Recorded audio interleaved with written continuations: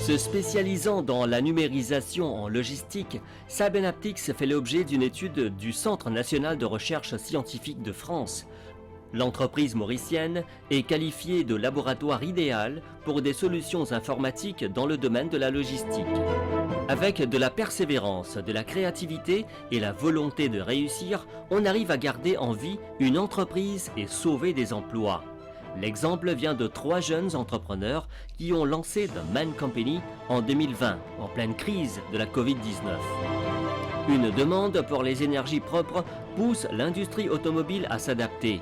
Les véhicules électriques et hybrides commencent à faire une petite percée sur le marché mauricien en attendant que le coût baisse.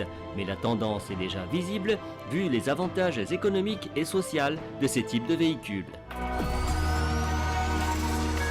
Quand on parle de la logistique, on pense souvent au transport des marchandises par voie aérienne, par bateau, par camion, par train et aussi de l'entreposage. Mais derrière tout ça, il y a de multiples opérations. Et c'est là qu'entre en jeu la numérisation des opérations. C'est ce que Cybernaptics fait à l'île Maurice. Et cela intéresse le Centre national de recherche scientifique de France, qui a justement choisi Cybernaptics pour participer à une étude. Alors qu'est-ce que cela va donner et comment Cybernaptics va contribuer à cette étude? On va voir tout cela dans cette édition.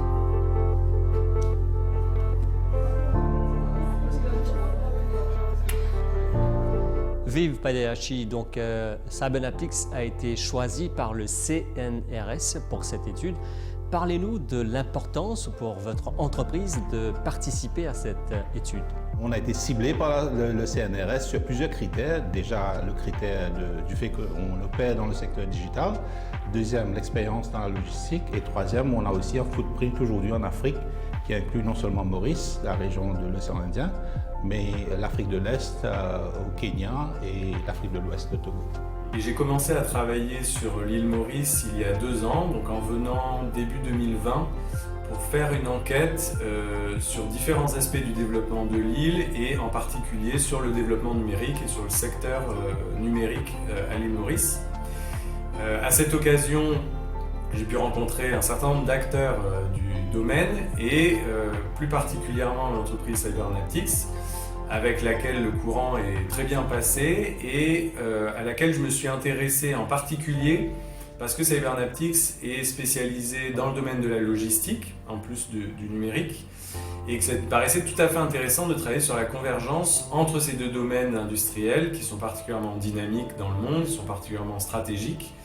Et j'avais envie de continuer l'enquête. Cette enquête, elle a été poursuivie cette année, donc en 2022, à la suite de multiples déboires liés à l'épidémie de Covid. Nous avons pu reprendre le travail avec ma collègue Marine et faire des entretiens, mener des entretiens avec les salariés de l'entreprise qui ont pu donc nous expliquer sur quoi ils travaillaient, quels étaient les enjeux auxquels Cybernaptics essaie de répondre et comment ils s'y prenaient pour mener leur tâche à bien. La technologie rentre dans le secteur portuaire, c'est plus par la digitalisation. Étant basé dans le Business Park de la MFD, on a eu la chance de comprendre tous les processus du secteur portuaire. Basant sur l'expertise qu'on a acquis, on a développé pas mal de solutions. Par exemple, on a développé des solutions pour la traçabilité, c'est-à-dire pour contrôler la sortie et les entrées de stock, et aussi l'inventaire. Et aussi, on a développé une solution pour les secteurs portuaires, transitaires plutôt, qui font du groupage, c'est-à-dire le CFS. Donc, on a développé toute une plateforme complète qui contrôle l'import et l'export, et même la facturation peut être faite sur le système. Donc, et la solution aujourd'hui peut être commercialisée à Maurice et aussi dans d'autres pays avec des petits paramétrages bien sûr. Et aussi, on a développé des EDI, c'est-à-dire des échanges de données informatisés, qui fait l'intégration entre le système de gestion d'entrepôt et les systèmes des clients. Donc là, tout est fait, tout est informatique, il n'y a pas l'usage de manuel qui se fait. Et entre autres, il y a aussi d'autres solutions qu'on a développées. C'est la gestion du transport pour le secteur portuaire. Encore une fois, tout est informatisé. On a la planification, la facturation, etc. Et aussi, on a développé le CPMS, c'est-à-dire la gestion des parcs de containers. Et justement, parlez-nous de l'expertise de Cybernaptics dans ce secteur de la logistique. Aujourd'hui, on est dans une position où on peut agir aussi comme conseiller à un client, parce que la logistique, c'est un terme assez vaste, ça inclut plusieurs types de process. Je résumerai que la logistique est essentiellement un ensemble de flux de produits ou de marchandises qui est accompagné par un flux monétaire, parce que quand il y a un mouvement de marchandises, il y a un mouvement d'argent, il y a un paiement en général qui se fait.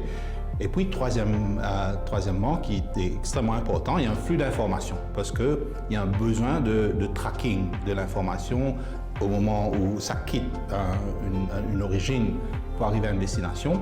Et cette traçabilité est justement notre métier. Donc, ce qui touche à la traçabilité de marchandises, le conditionnement de la marchandise, l'état de la marchandise, et ça peut toucher par exemple des secteurs comme l'entreposage, le secteur du transport, le secteur du dédouanement. Et donc ça touche plusieurs aspects de la chaîne logistique et on est bien placé au milieu de tout cela. Nous avons été accueillis par Cybernaptics, nous sommes aussi allés sur la zone du port pour voir les technologies numériques déployées dans la zone portuaire de Port-Louis. Et nous avons passé avec mon collègue une semaine très intéressante pour comprendre quelles étaient les technologies numériques qui étaient déployées dans l'industrie logistique à Maurice grâce à l'industrie Cybernaptics. Notre expérience a été très riche, très intéressante, on a rencontré beaucoup de gens et on espère que grâce à cette enquête, on va produire des nouvelles connaissances sur le dynamisme, l'innovation dans le secteur numérique à Maurice.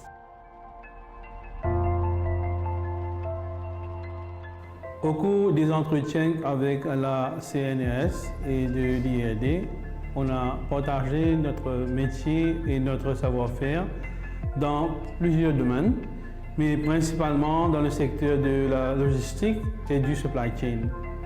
On a également évoqué la digitalisation dans le secteur portuaire et l'application de notre expertise à ce niveau.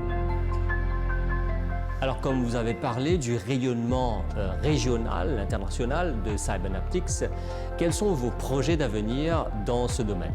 Maurice est un laboratoire idéal parce que ça nous a permis de développer des solutions, d'acquérir une certaine expertise à l'échelle mauricienne, parce que le marché est quand même petit, mais il n'empêche qu'on accumule un savoir-faire au fil du temps qui est exportable. Et aujourd'hui, au Kenya et au Togo, on a des projets justement dans ce secteur et on est impliqué aujourd'hui avec un opérateur logistique un peu, que je dirais est un peu une copie-collée du port franc mauricien, qui est en train d'être mise en place en Afrique de l'Ouest, au Togo. Donc on a été chanceux de pouvoir commencer à travailler avec eux et on compte bien évidemment développer cette relation et aussi apporter notre expertise dans cette région du monde.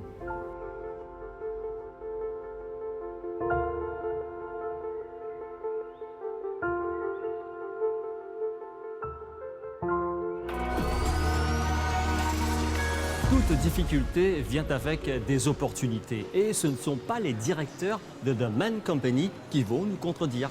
Ils ont lancé The Man Company à l'île Maurice en pleine période de crise, en 2020, alors que la Covid-19 battait son plein dans le monde. Ils ont vu cette grande demande pour des produits de soins pour les hommes et ils ont introduit la marque The Man Company, une franchise indienne. Alors, ils ont persévéré pendant ces 2 années, 2020 et 2021, et nous allons voir les projets d'avenir pour étendre leurs activités autour du pays. Nous allons parler avec le directeur général de la compagnie, Roshan Chaman. Une petite entreprise lancée par 3 jeunes qui auraient pu s'écrouler, mais la persévérance leur a permis de s'en tirer honorablement dans des moments difficiles. C'était évidemment très difficile parce que c'était 2 mois après une lancée. Que tu penses pour expandre. Donc déjà, d'ailleurs, nous finissons à la croisette aussi, après les bagatelles. Maintenant, quand nous trouvons Covid, nous devons réadapter nos stratégies. Donc, ce que nous finissons faire, nous finissons consacrer nous plus vers online, où nous faisons une livraison dans moins de 2 jours. C'est toujours envie start-up, something. C'est difficile pour commencer, mais avec le soutien de deux autres directeurs, qui aussi de mes camarades de longue date. Donc, l'opportunité de me présenter, l'idée, il me présenter et la vision est bien claire. Il décide pour lancer et là, il décide de prendre plus de responsabilité et commence sa parcours là. Nous spécialisés dans la catégorie men's grooming. Le men's grooming, c'est-à-dire le soin et bien-être de men's hommes. Donc, assez nouveau à Maurice, mais nous trouvons qu'il y a une demande par rapport à men's hommes qui ont envie sans doute mieux de la peau. L'idée d'entrepreneuriat peut paraître semée d'embûches, mais on doit aussi voir les opportunités. Nous avons une vision très claire. Nous avons observé ce qui peut arriver autour de nous, guetter qui opportunité qui peut là. À partir de là, nous redonnons une solution, nous intégrer quelque chose, nous refaire quelque chose de nouveau. Nos jeunes entrepreneurs ne comptent pas s'arrêter là. Ils ont l'intention d'étendre leurs activités dans plusieurs régions du pays.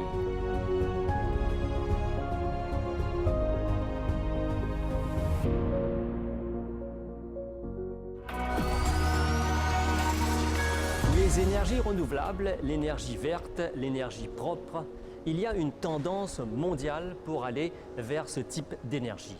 Et on parle aussi de véhicules électriques. À Maurice, il y a des centaines de véhicules, pas beaucoup, bien sûr, une centaine de véhicules électriques qui sont sur nos routes. Et là, on prévoit que ce chiffre va augmenter par 3 cette année. La MVDA prévoit qu'il y aura 300 de ce type de véhicules qui seront vendus dans Maurice cette année. Et aussi, on voit dans le transport public, la CNT et Rosil Transport notamment, qui ont mis des véhicules électriques sur nos routes. Alors, nous allons voir qu'est-ce que aller vers l'électrique rapporte en termes de coûts, bien sûr, et aussi ce que cela veut dire pour la planète.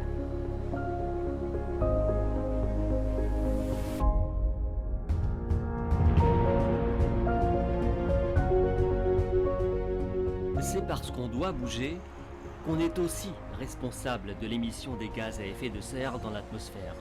En effet, les véhicules sont de gros pollueurs, en particulier les grosses cylindrées qui roulent avec de l'essence ou le diesel. Mais avec une pression accrue pour réduire le taux d'émission de CO2, les constructeurs automobiles revoient donc leur modèle d'entreprise. Avec des voitures électriques, on peut déjà faire la différence dans la continuité.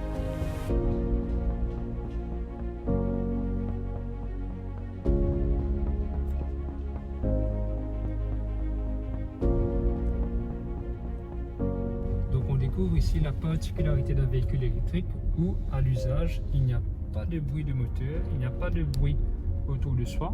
C'est très silencieux, très confortable et extrêmement agréable à l'usage. Aussi, la puissance est disponible tout de suite à la pédale d'accélérateur. On n'a pas besoin d'attendre le moteur ronfler. Dès qu'on appuie, la reprise est instantanée. Et lorsqu'on lâche l'accélérateur, on peut avoir un mode de freinage où c'est le véhicule, c'est le moteur électrique qui freine pour vous jusqu'à l'arrêt complet. Et du coup, on utilise extrêmement moins les plaquettes de frein. Sur le graphique à l'écran, on peut voir le niveau de la batterie. Quelle est l'orientation de l'énergie utilisée? Est-ce que c'est le moteur électrique qui fournit de l'énergie ou est-ce que c'est au moment de ralentir, c'est l'énergie qui retourne dans la batterie? À l'instar d'une voiture d'essence, lorsqu'on lâche l'accélérateur, l'essence ne retourne pas dans le tank d'essence, mais par contre ici, l'énergie retourne dans la batterie.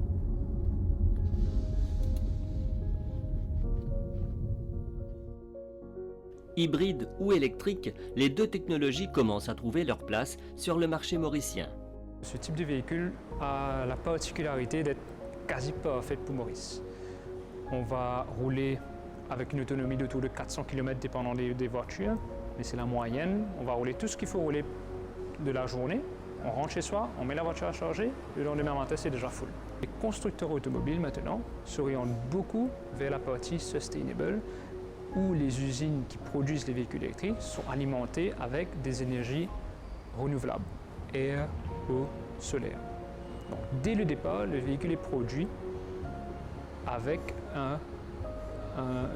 avec des émissions de CO2 beaucoup plus faibles. Maintenant, si on recharge le véhicule avec des panneaux solaires, ça rend encore plus vertueux et le véhicule pollue absolument pas pendant qu'il est en train de rouler. Quelle est la réaction du marché mauricien par rapport à ce type de véhicule? Déjà l'année dernière, le nombre de véhicules électriques vendus, d'après les chiffres de la MDVA, tournait autour de 100 et il prévoit cette année-ci que ce chiffre basculera à 300. Le transport public s'adapte aussi aux nouvelles exigences. Il y a un plan stratégique à la CNT et un élément de ce plan stratégique-là, c'est le renouvellement de la flotte.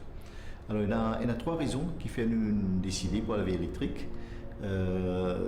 Tout une raison importante. Première raison, c'est une raison climatique. Hein? On nous connaît, il y a une urgence climatique dans le monde.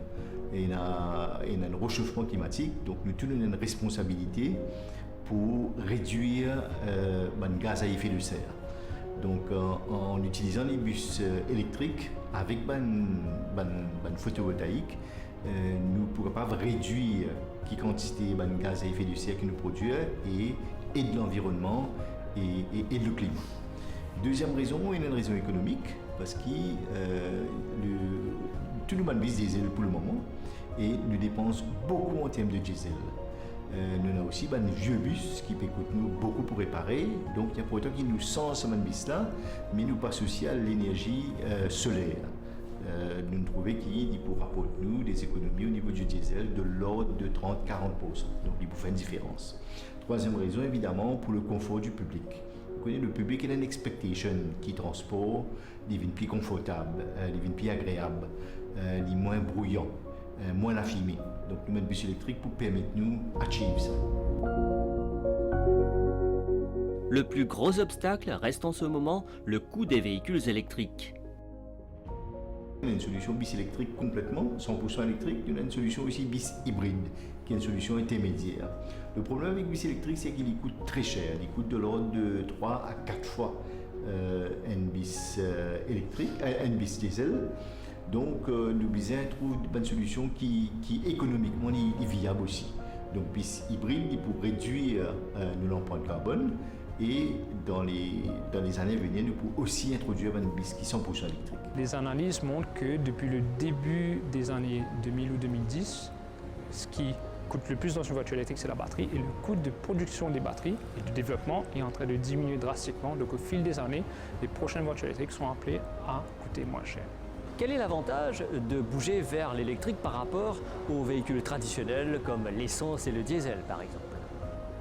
Au niveau du running cost, comme on dit, il y a énormément d'avantages. Déjà par rapport au budget essence, le budget que vous aviez, vous le divisez presque par 3. Par rapport aux tarifs normaux, maintenant si on a les panneaux photovoltaïques, si les tarifs changent par rapport à la recharge d'une voiture électrique, c'est encore plus avantageux. Sachant maintenant qu'il n'y a pas d'entretien sur une voiture électrique, on vient tous les 2 ans faire un vehicle check et pas de moteur essence, ça veut dire pas de servicing, pas d'huile à échanger, pas de filtre à échanger. On s'occupe du reste et on vient de moins en moins chez le mécanicien. Et on passe de moins en moins de temps aussi à la station d'essence, ça change la vie. Mon rêve, c'est de trouver pas seulement CNT, remplace tout sur un bus diesel par électrique, mais trouve la flotte de bus dans le secteur public même complètement sensée. Et moi, pensez au collège ça, nous n'avons pas trop le choix, nous pouvons bien faire. Parce qu'il y a une exigence internationale en termes d'utilisation de ce qu'on appelle fossil fuel. Donc on pensait des venir plus rapidement qu'ils nous pensaient. Et aussi nous souhaiter que le prix du bus électrique diminue à travers les années et qui peut permettre nous donc acheter plus et renouveler toute la flotte. En souhaitant que les véhicules électriques deviennent plus abordables dans un futur proche, on peut espérer que l'énergie propre ne restera pas qu'une alternative, mais deviendra une obligation. Business Connect, c'est terminé pour cette édition. J'espère que vous avez apprécié cette émission que vous pouvez retrouver sur nos plateformes multimédia. Au plaisir de vous retrouver une prochaine fois. Au revoir.